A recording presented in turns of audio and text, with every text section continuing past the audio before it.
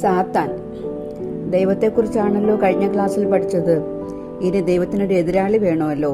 Positive ഉണ്ടെങ്കിൽ ഒരു negative ഉണ്ടാകണമല്ലോ. നമുക്ക് ഇന്ന് എതിരാളിയെക്കുറിച്ച് പഠിക്കാം. ആരായിരിക്കും എതിരാളി? അതാണ് സാത്താൻ.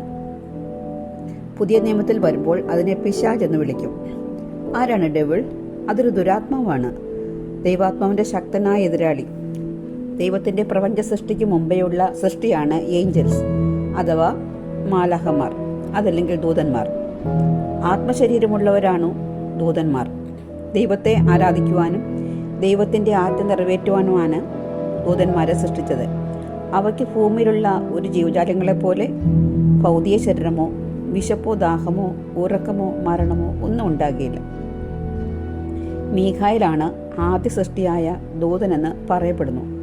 ദൈവത്തിന്റെ പ്രധാനപ്പെട്ട ദൂതനും മീഖായേലായിരുന്നു. ദൈവത്തെപ്പോലെ തന്നെ ദൂതന്മാർക്കും ലിംഗഭേദം ഇല്ലായിരുന്നു. ദൂതന്മാർക്ക് പക്ഷേ ദൈവത്തെ മുഖാമുഖം കാണാൻ കഴിയും. നിത്യമായി ജീവിക്കാനുള്ള കഴിവ് മാലാഖമാർക്കും ഉണ്ട്. എന്നാൽ എല്ലാം നിയന്ത്രിക്കുന്നത് ദൈവമാണ് താനും. മനുഷ്യനെ സംരക്ഷിക്കാനും ദൂതന്മാർക്ക് കഴിയും. എന്നാൽ ദൈവത്തോട് ചില മാലാഖമാർ അല്ലെങ്കിൽ ദൂതന്മാർ മത്സരിക്കാനിടയായി. ദൈവത്തോട് സമത്വം ആഗ്രഹിക്കുകയും മറ്റു ചില ദൂതന്മാരുമായി ചേർന്ന് ലൂസിഫർ എന്ന ദൂതൻ ദൈവത്തോട് മറുതലിക്കുക വഴി ദൈവസിംഹാസനമായ സ്വർഗത്തു നിന്നും ഭൂമിയിലേക്ക് പുറത്താക്കുകയും ചെയ്തു. അവയെ വീണുപോയ മാലാഖമാർ അല്ലെങ്കിൽ ഫാളൻ ഏഞ്ചൽസ് എന്നാണ് പറയുന്നത്. ഇവയിൽ പ്രധാനി ലൂസിഫർ ആണെന്ന് പറഞ്ഞല്ലോ. ലൂസിഫർ എന്ന പദം മലയാളം ബൈബിളിൽ കാണുന്നില്ല എങ്കിലും ലൂസിഫർ ഇംഗ്ലീഷ് ബൈബിളിൽ കാണുന്നുമുണ്ട്. യെശയ്യാവ് 14:12 അതിനകത്ത് പറയുന്നുണ്ട്. ബൈബിളിൽ ലൂസിഫറിനെ മോർണിംഗ് സ്റ്റാർ അഥവാ അരുണോദയപുത്രൻ എന്നാണ് വിളിക്കപ്പെടുന്നത്. അത് ശുക്രനാണെന്ന് യെശയ്യാവ് 14:12 പറയുന്നുണ്ട്. അത് ഇംഗ്ലീഷിൽ വീനസ് ആണല്ലോ. ജ്യോതിശാസ്ത്രം പറയുമ്പോൾ ശുക്രദശ എന്നൊക്കെ പറയാറില്ലേ. ഒരു കണക്കിന് നോക്കിയാൽ സാത്താനെ ഈ ലോകത്തിൻ്റെ ദൈവമായിട്ടാണല്ലേ പറയുന്നത്. അപ്പോൾ ഈ ലോകത്തിൻ്റെ ദൈവമായ ശുക്രൻ്റെ സാന്നിധ്യം എന്ന് പറയേണ്ടി വരുമല്ലോ.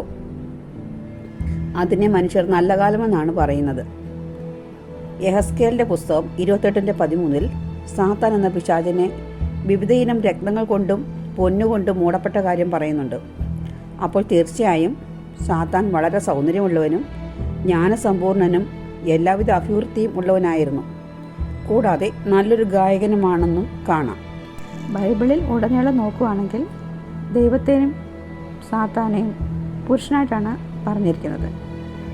ഉദാഹരണത്തിന് ഹി, ഹിം, അവൻ, അവന് മുതലായ വാക്കുകൾ. ബൈബിളിൽ കൂടുതൽ പുരുഷന്മാർക്ക് പ്രാധാന്യം കൊടുക്കുന്നത് കൊണ്ടാണ് അങ്ങനെ പറഞ്ഞിരിക്കുന്നതും പറയുന്നുണ്ട്. ഈ ലോകം സാത്താൻ്റെ അധീനതയിൽ കിടക്കുന്നിടത്തോളം കാലം മനുഷ്യർക്ക് പ്രശ്നങ്ങൾ സംഭവിച്ചുകൊണ്ടേയിരിക്കും.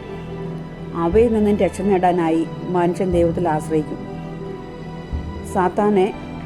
സാത്താൻ്റെ പ്രധാന ആയുധങ്ങളാണ് ക്ഷമയില്ലായ്മയും സ്നേഹശൂന്യതയും.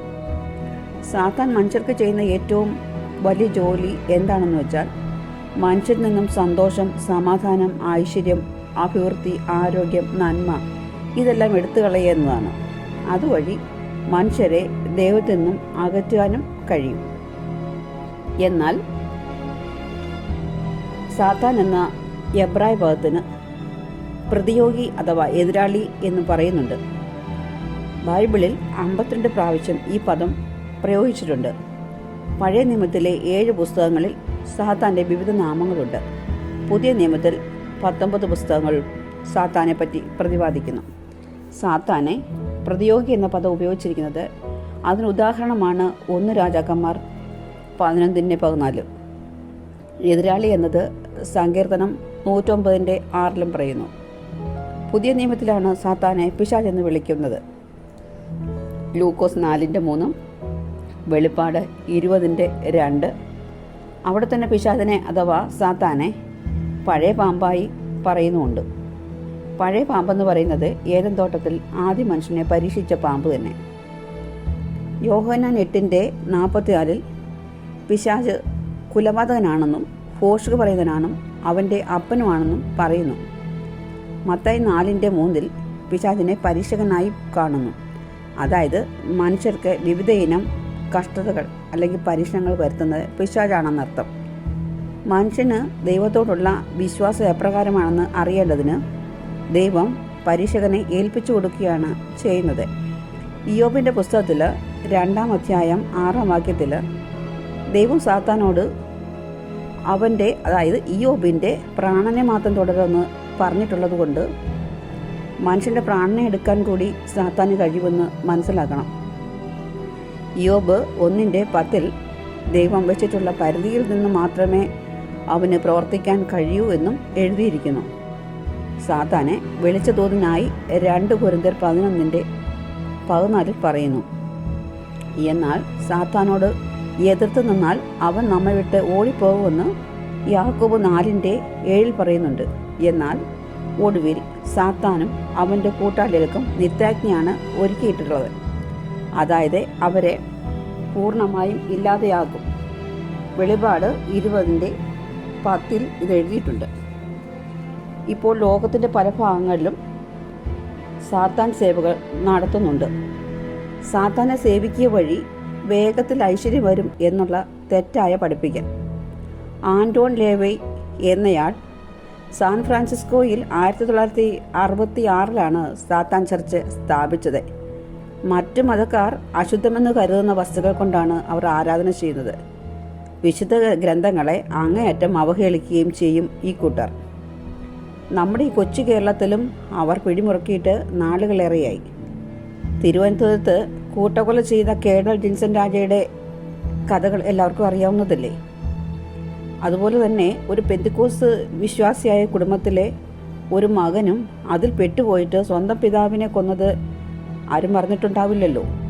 അപ്പോൾ മനസ്സിലായില്ലേ, തിന്മകൾ ചെയ്ത് സാത്താനെ പ്രീതിപ്പെടുത്തുന്ന ഒരു പ്രതീതിയാണ് ഉണ്ടാകുന്നത്.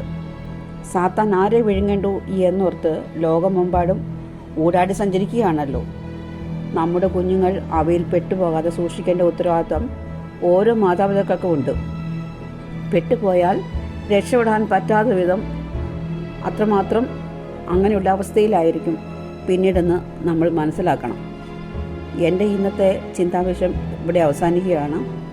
കൂടുതൽ വിവരങ്ങൾക്കായിട്ട് എൻ്റെ ഈ ചാനൽ സബ്സ്ക്രൈബ് ചെയ്യണമെന്ന് അപേക്ഷിക്കുന്നു.